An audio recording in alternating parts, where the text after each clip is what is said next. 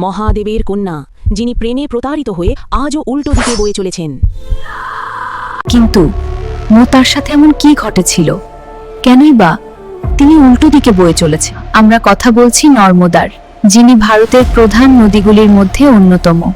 ভগবান শিবের তপস্যার সময় তার শরীর থেকে ঝরে পড়া এক ফোঁটা ঘাম থেকেই জন্ম হয় এক কন্যার, নাম নর্মদা। ভগবান শিব তাকে আশীর্বাদ করলেন যে নর্মদার অস্তিত্ব অমর থাকবে।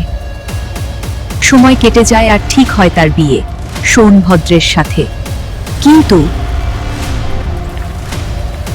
তুমি যে দেখতে কেমন, নিজে হবু স্বামীকে একবার দেখার ইচ্ছে, এই ছোট্ট ইচ্ছেটাই নর্মদার জীবনের সবচেয়ে বড় ভুল। আমি তার সাথে দেখা করতে চাই।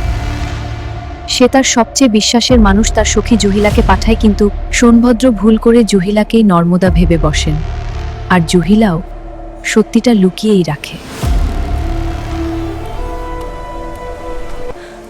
যখন নর্মদা পৌঁছালেন, তিনি দেখলেন আমার ভালোবাসা আর বিশ্বাস দুটোই ভেঙে চুরমার। তোমরা বিশ্বাসঘাতক।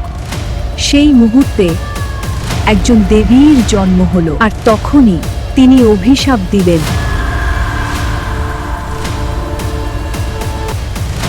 এবং প্রতিজ্ঞা করলেন যে আমি চিরকাল অবিবাহিত থাকব এবং আমি চলবো আমার নিজের ইচ্ছায়। আর সেই কারণেই যেখানে ভারতের প্রায় সব নদী পূর্ব দিকে বয়ে চলেছে, নর্মদা আজও অর্থাৎ পশ্চিম দিকে বয়ে চলেছে। কেউ বলে এটা অভিশাপ, কেউ বলে এটা স্বাধীনতা। আপনাদের কি মনে হয়, নর্মদা কি ভুল করেছিল, না সে ঠিকই নিজের পথ বেছে নিয়েছিল?